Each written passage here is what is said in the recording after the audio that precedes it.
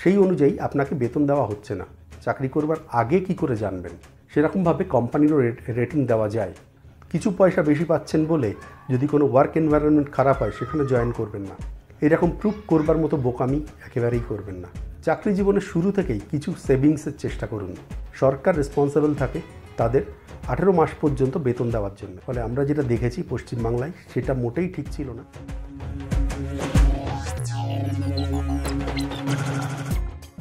নমস্কার বন্ধুরা, গত সপ্তাহে আমি একটা ভিডিও করেছিলাম যেখানে বলেছিলাম যে আগামীতে মধ্যবিত্তের জন্য কিভাবে খারাপ সময় আসতে চলেছে। এখানে মূলত দুটো পয়েন্ট আমি আলোচনা করেছিলাম। এক, খারাপ ওয়ার্ক এনভায়রনমেন্ট বা টক্সিক ওয়ার্ক এনভায়রনমেন্ট, আর দুই, লো স্যালারি বা আমরা যা আয় করছি সেই তুলনায় আমাদের খরচ অনেক বেশি বা আমাদের প্রয়োজনের যথেষ্ট এই স্যালারি থেকে হচ্ছে না। তো এই দুটো বিষয় আমি আলোচনা করেছিলাম এবং সেখানে আপনাদের বহু মানুষ অনেক কমেন্ট করেছেন। কমেন্টগুলোর মধ্যে ভালো মন্দ সবই বলেছেন, তবে তার মধ্যে দুটো দেখবার মতো বিষয় আছে যেটা অনেকেই কমেন্ট করেছেন।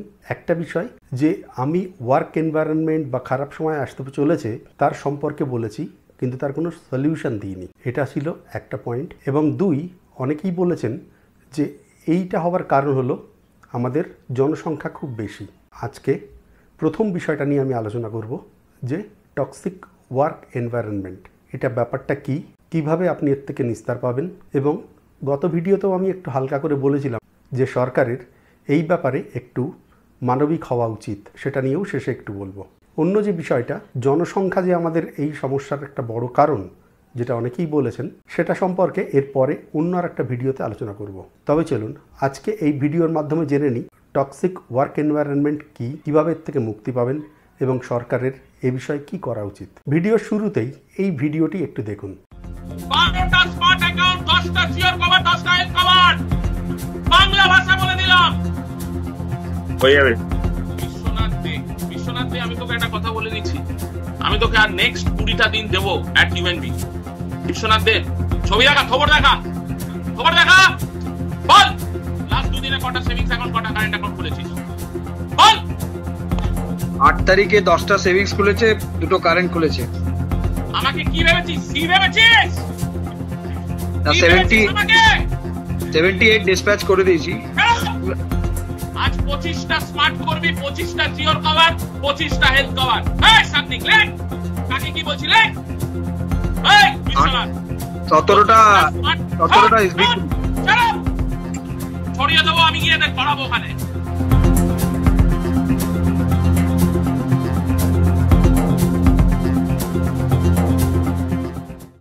এই ভিডিওতে দেখা যাচ্ছে এইচডিএফসি ব্যাংকের একজন ম্যানেজার তার নিচে যে সমস্ত কর্মী আছে তাদের উপরে খুব খারাপভাবে চেঁচামেচি করছে। এরকম আরও অন্যান্য ভিডিও আপনি খুঁজলে পেয়ে যাবেন যেখানে অনেক জায়গায় ম্যানেজার বলছে যে তোমার পরিবার সম্পর্কে আমার জানার কোনো প্রয়োজন নেই, আমার কাজ চাই। তো এগুলো হলো একটা এক্সট্রিম টক্সিক এনভায়রনমেন্টের উদাহরণ।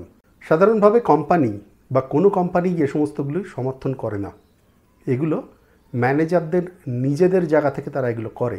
তার প্রমাণ এই যে ভিডিওটা দেখলেন যে এইচডিএফসি ব্যাংকের একজন ম্যানেজার এরকম কাজ করছে, এই ঘটনার কয়েকদিন পরেই এইচডিএফসি ব্যাংক থেকে টুইট করে জানানো হয়েছিল যে সেই ম্যানেজারকে তারা বরখাস্ত করেছে। অর্থাৎ এই বিষয়টা যেরকম টক্সিক এনভায়রনমেন্ট তৈরি করেছে যে ম্যানেজার, সেটা মোটেই কোম্পানির থেকে বলা হয়নি এরকম করতে। এবং অধিকাংশ কোম্পানি এটি বলে না, কিছু কোম্পানি বাদে। আমি গত ভিডিওতে আরও একটা কোম্পানির নাম নিয়েছিলাম ইনফোসিসের সাথে সাথে, সেটি হলো ওলা কোম্পানি। আজকের এই নিউজটি দেখুন, সেখানে ওলার বিভিন্ন কারণে মনে করা হচ্ছে যে ওলার যে ফাউন্ডার যিনি আছেন তাকে হয়তো সিইও পদ থেকে সরিয়ে দেওয়া হতে পারে। তার কারণ তার কোম্পানির শেয়ার কমে যাচ্ছে এবং শেয়ার কমে যাওয়ার পেছনে অনেকগুলো কারণ থাকে। যখনই এরকম টক্সিক এনভায়রনমেন্ট হয় সেখানটায় অধিকাংশ সময়ই কোম্পানি, ইনভেস্টর এবং তার সঙ্গে সঙ্গে যে সমস্ত গ্রাহক তারা সেই কোম্পানি সম্পর্কে ইন্টারেস্ট ভালোভাবে দেখায় না। সেখান থেকে কোম্পানির মার্কেট শেয়ার বা কোম্পানির ব্যবসা পড়তে পারে। টক্সিক এনভায়রনমেন্ট এটা কিন্তু এক, কোম্পানির পক্ষ থেকেও অনেক সময় হয়ে থাকে, দুই, ম্যানেজারের পক্ষ থেকেও হয়ে থাকে। সাধারণভাবে কোম্পানিগুলি এরকম কিছু করে না যেখানে একটা খারাপ পরিবেশ তৈরি হয়, কারণ সমস্ত কোম্পানিই চায় তার এমপ্লয়িরা বহুদিন পর্যন্ত তার কোম্পানির সঙ্গে থাকুক এবং ভালোভাবে কাজ করুক। কারণ একটা কোম্পানিকে আলটিমেটলি চালায় তার কর্মীরাই। যদি কর্মী ভালো পায় তাহলে কোম্পানিরই ভালো হয়। কোনো বড় এমএনসি যাদের ব্যবসা ঠিকঠাকভাবে চলছে তারা কখনোই চায় না যে কোনো এমপ্লয়ি তাদের কোম্পানি ছেড়ে যাক, কারণ একজন এমপ্লয়িকে বদল করা একটা কোম্পানির পক্ষে খুব খরচ এবং সময় সাপেক্ষ ব্যাপার। একজন এমপ্লয়িকে বদলানোর জন্যে অন্ততপক্ষে 6 মাসের প্রয়োজন হয় একজনের জায়গায় আরেকজনকে নিয়ে আসা, এবং তার সঙ্গে অনেক টাকা খরচও হয়। নতুন যে জয়েন করবে সে জয়েনিং বোনাস চাইতে পারে, রিলোকেশন কস্ট চাইতে পারে, এবং অন্যান্য HR খরচ তো আছেই। এই জন্যে কোনো বড় কোম্পানি যদি তাদের ব্যবসা ঠিক থাকে কখনোই চায় না যে তার এমপ্লয়ি ছেড়ে চলে যাক। আবার অনেক সময় হয় নতুন এমপ্লয়ি আসার পরেও সে হয়তো কোম্পানির জন্যে খুব একটা ভালোভাবে ফিট হলো না, সেক্ষেত্রে আরেক রকমের সমস্যা। আবার অনেক সময় নতুন একজন জয়েন করেই তার পরপরই অন্য জায়গায় ছেড়ে চলে যায়।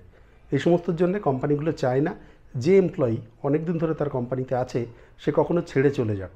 কিন্তু কিছু কিছু ক্ষেত্রে দেখা যায় যে ম্যানেজাররা তাদের নিজেদের প্রেফারেন্সের পরে ভিত্তি করে কিন্তু অনেক সময় টক্সিক এনভায়রনমেন্ট তৈরি করে ফেলে, যার উদাহরণ একটু আগে আমি দেখিয়েছি। এক হতে পারে আপনি যেখানে কাজ করছেন সেখানে আপনার কাজের সময় অনেকটাই বেশি এবং আপনাকে যতক্ষণ পর্যন্ত কাজ করানো হচ্ছে সেই অনুযায়ী আপনাকে বেতন দেওয়া হচ্ছে না। আপনি মার্কেটের থেকে হয়তো কম বেতনে কাজ করছেন, বা আপনার ম্যানেজার আপনার সঙ্গে ভালো ব্যবহার করছে না, আপনাকে বিভিন্ন রকমভাবে একটু খারাপ পরিস্থিতির মধ্যে ফেলছে। আবার অনেক সময় কিছু কিছু ম্যানেজার বা কিছু কিছু বস তারা আপনার থেকে এমন কিছু চাইতে পারে যেটা একটি প্রফেশনাল ওয়ার্ল্ডে কখনোই চাওয়া উচিত নয়। এইগুলো যদি দেখেন বা এইগুলো কোনো কিছু যদি আপনার মনে হয় তাহলে আপনি শিওর হয়ে যাবেন যে আপনি এখন একটা টক্সিক ওয়ার্ক এনভায়রনমেন্টের মধ্যে আছেন। এই সমস্ত হলে আপনার উচিত হবে সেখান থেকে আপনার বেরিয়ে আসা। যখনই কোনো একটা কোম্পানিতে জয়েন করবেন তার আগে থেকেই এই ব্যাপারটা সম্পর্কে একটু জেনে নেওয়া উচিত।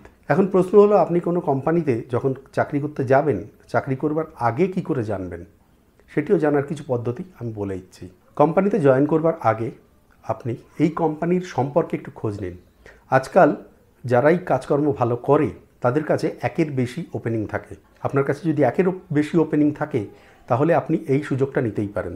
আপনি প্রথমে জানবার চেষ্টা করুন কোম্পানিতে যারা কাজ করে বা আগে কাজ করেছে তাদের মাধ্যমে যে কোম্পানিটা কেমন। এটি জানবার একটা উপায়, যদি আপনার পরিচিত কেউ সেখানে চাকরি করে তবে তো তার থেকে জানতেই পাচ্ছেন। যদি তেমন কেউ না থাকে তাহলে আপনি লিঙ্কডইনে যান, সেখানটায় যে সমস্ত কর্মীরা আগে কাজ করেছে তাদের সঙ্গে কানেক্ট করুন। কানেক্ট করবার পরে তাদের থেকে জানার চেষ্টা করুন যে কোম্পানিটায় কাজের পরিবেশ কেমন। এটা একটা পদ্ধতি। 2 নম্বর পদ্ধতি, যেটা আমি লাস্ট কোম্পানি চেঞ্জ করার আগে করেছিলাম, যেমন আমরা একটা প্রোডাক্ট যখন কিনি অ্যামাজন বা ফ্লিপকার্টে তার যেমন রেটিং হয় সেরকমভাবে কোম্পানিরও রেটিং দেওয়া যায়। এর জন্য আপনাকে গ্লাসডোরে যেতে হবে। গ্লাসডোর একটি ওয়েবসাইট বা অ্যাপ, দুটোই আছে। আপনি সেখানটায় গিয়ে ওই কোম্পানি সম্পর্কে জানতে পারেন এবং সেখানটায় তার যে সমস্ত পুরানো এমপ্লয়ি তাদের ফিডব্যাকগুলো পেয়ে যাবেন। যার রেটিং যত ভালো স্বাভাবিকভাবেই সেই কোম্পানির কাজের পরিবেশ ততটা ভালো। আমার উদাহরণ দিয়ে বলতে পারি, আমি যখন লাস্ট আমার কোম্পানি চেঞ্জ করেছিলাম তখন আমার কাছে 3টে ওপেনিং ছিল, 3টেতেই একই রকম বেতন ছিল।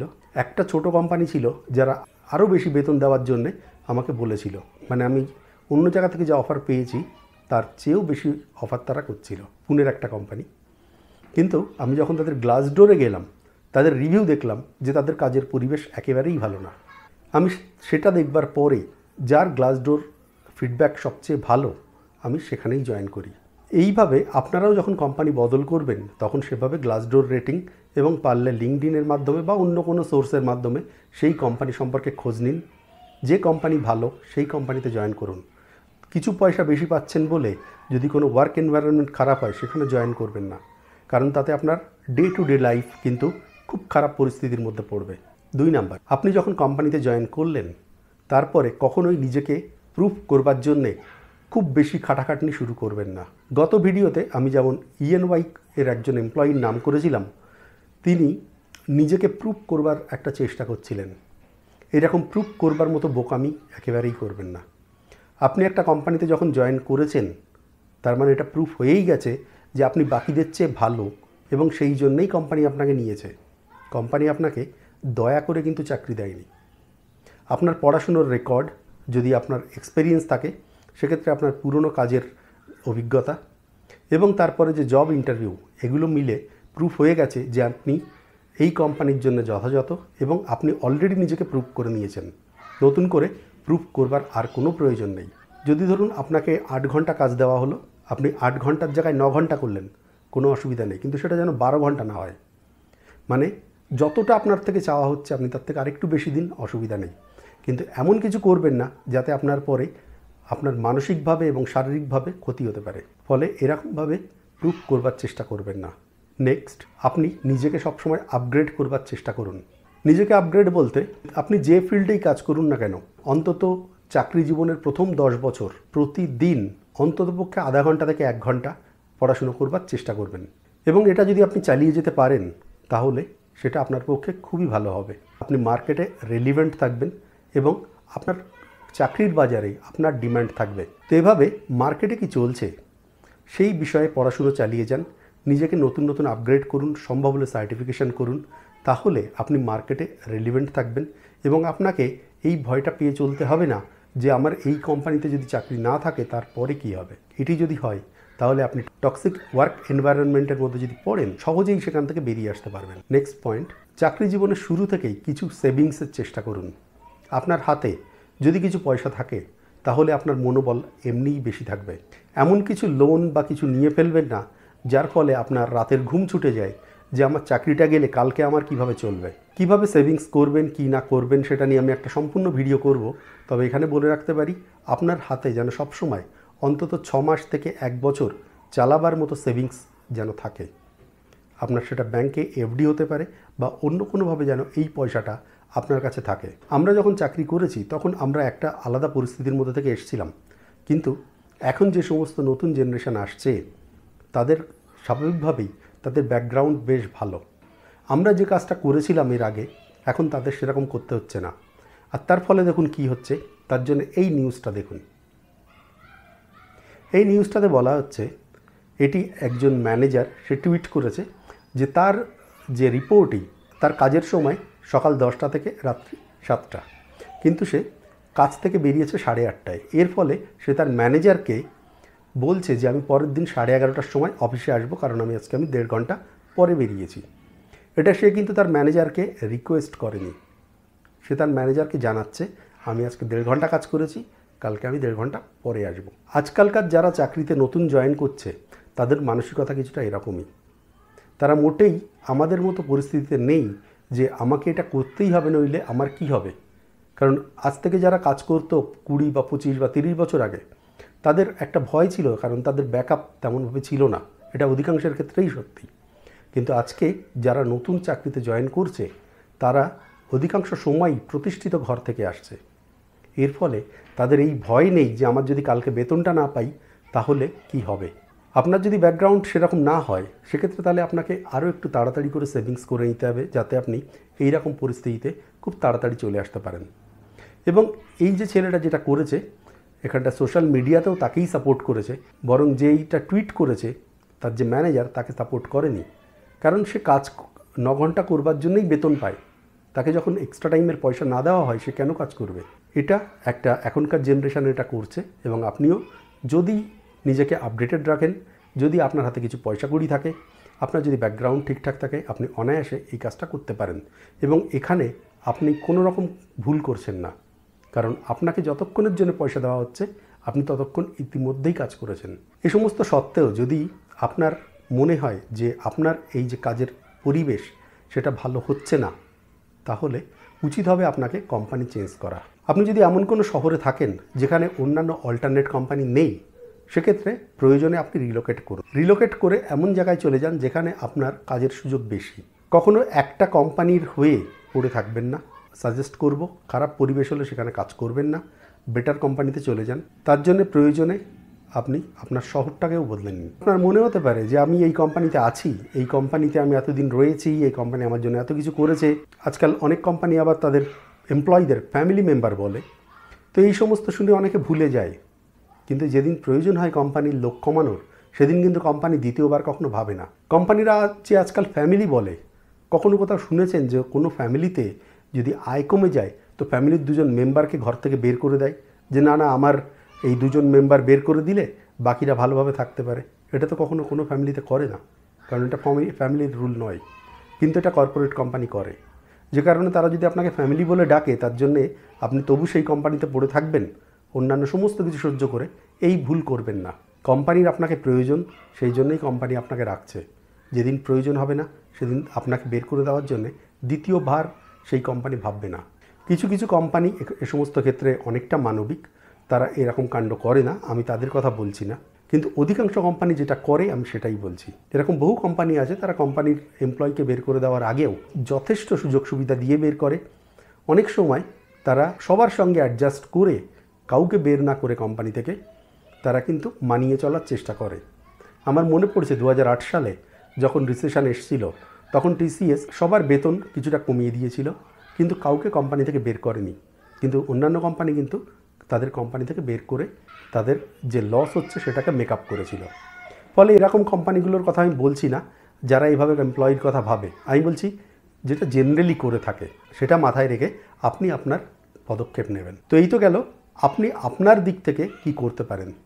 তবে এক্ষেত্রে গভর্নমেন্টেরও কিছু করবার জায়গা আছে, যদিও গভর্নমেন্টের বেশ কিছু বাধ্যবাধকতা থাকে যে এই সমস্ত বিরুদ্ধে পদক্ষেপ নেওয়ার জন্যে, তবে গভর্নমেন্টেরও এই ব্যাপারে কাজ করা একান্ত উচিত, কারণ তার দেশের মানুষের হেলথের ব্যাপারটা দেখা গভর্নমেন্টেরই কাজ। এক্ষেত্রে সরকারের দিক থেকে যেটা করতে পারে, আমাদের যেমন দিনে 8 ঘন্টা সর্বোচ্চ 9 ঘন্টা কাজের সময় এবং সপ্তাহে 48 ঘন্টা, 48 বা 45 ঘন্টা, এর বেশি কাজ করবার নিয়ম নেই। তবে অনেক সময় এটা মানা হয় না। তো এই ব্যাপারটাতে সরকার চাইলে তারা একটু শক্তভাবে এই নিয়মটা চালু করতে পারে। তবে সরকার আজকাল এই সমস্ত খুব একটা কিছু করছে না, আর সেই জন্যেই আমাদের উচিত হবে, যদি আমরা দেখি বা আমরা অলরেডি ইতিমধ্যেই দেখছি যে এই রকম কাজের সময়সীমা মানা হচ্ছে না, টক্সিক এনভায়রনমেন্ট তৈরি হচ্ছে, লো স্যালারি দেওয়া হচ্ছে, ফলে আমাদের উচিত যে অন্ততপক্ষে সোশ্যাল মিডিয়াতে সরকারকে এই ব্যাপারে সমালোচনা করা। কারণ আমরা মধ্যবিত্ত মানুষ, আমরা রাস্তায় নেমে বিক্ষোভ করতে পারবো না বা করি না, কিন্তু আমরা এটা করতে পারি যে আমরা সোশ্যাল মিডিয়াতে এর বিরুদ্ধে সোচ্চার হতেই পারি। কিছুদিন আগে ক্যাব ড্রাইভার বা ডেলিভারি বয়রা এই নিয়ে সোচ্চার হয়েছিল, তারা রাস্তায় নেমেছিল, যাদেরকে বলা হয় গিগ ওয়ার্কার, এবং সরকার তাদের সুরক্ষার জন্য কিছু নিয়ম আনতে চলেছে, যেটা খুব তাড়াতাড়ি হয়তো চালু হয়ে যাবে। তাদের বেশ কিছু সুযোগ সুবিধা সরকারের দিক থেকে প্রস্তাব দেওয়া হয়েছে, যেগুলোকে কোম্পানিকে মানতে হবে।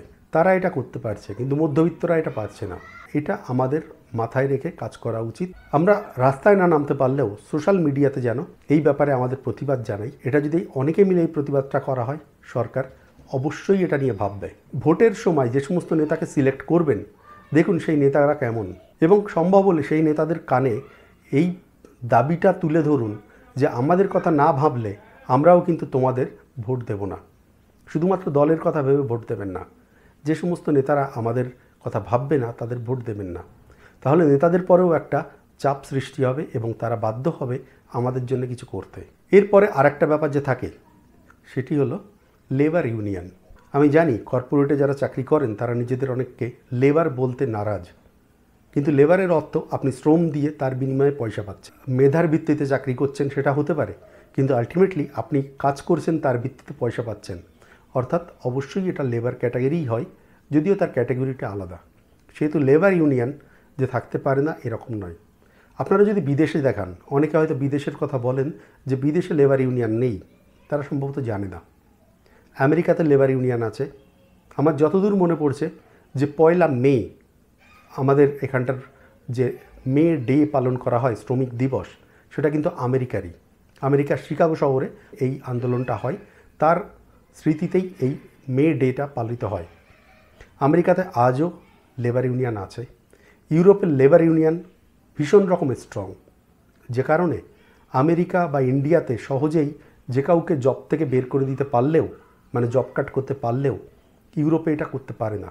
ইউরোপের কয়েকটা দেশের নিয়ম আমি জানি, ওখানটায় যেমন এরকম আছে, বিশেষ করে নেদারল্যান্ড দেশে বা হল্যান্ড দেশে এরকম নিয়ম আছে যে আপনি যদি কোনো এমপ্লয়িকে, মানে কোনো কোম্পানি যদি কোনো এমপ্লয়িকে কোম্পানি থেকে বের করতে হয়, তাহলে তাকে লেবার মিনিস্ট্রিকে আগে জানাতে হয়, তাদের থেকে পারমিশন নিতে হয়। কারণ তাদের সোশ্যাল সিকিউরিটি আছে, যদি কারো চাকরি যায় সরকার রেসপন্সিবল থাকে তাদের 18 মাস পর্যন্ত বেতন দেওয়ার জন্য, বা একটা সহায়ক বেতন, সেটা অবশ্যই আমাদের মতো সামান্য নয়, যে যেমন ট্যাক্স পে করে সেই অনুযায়ী একটা বেতন তারা দিয়ে থাকে। এই জিনিসটা আমেরিকাতেও হয়, কানাডাতেও হয়। এবং সেই লেবার মিনিস্ট্রি থেকে অ্যাপ্রুভালের পরেই একমাত্র সেই কোম্পানি পারে কোনো এমপ্লয়িকে তার কোম্পানি থেকে বের করতে। বের করার নিয়মটাও এমন হয়, মানে আমাদের এখানটায় যদি দেখেন যে সমস্ত কর্মী একটা কোম্পানিতে বহুদিন আছে তাকেই আগে বের করে দেওয়া হয়। হতে পারে তার বয়স হয়ে গেছে সেই জন্যে, বা হতে পারে যে তার বেতন বেড়ে গেছে, সস্তায় অন্য লোক পেয়ে আছে সেই জন্যে। এই ব্যাপারটা সেখানে হয় না। ওখানে যে সবচেয়ে বেশি দিন কাজ করেছে তাকে বের করতে হবে সবার পরে, বরং ওই একই পজিশনে যে নতুন জয়েন করেছে তাকে আগে বের করতে হবে। কারণ যে কর্মী হয়তো একটা কোম্পানিতে 10-15 বছর আছে, তার পক্ষে বেরিয়ে বাইরে যদি জবলেস হয়ে যায়, তার পক্ষে অসুবিধাটা যতটা না হবে তার থেকে যে 1-2 বছর আগে জয়েন করেছে ওই পজিশনে তার অসুবিধাটা অনেক কম।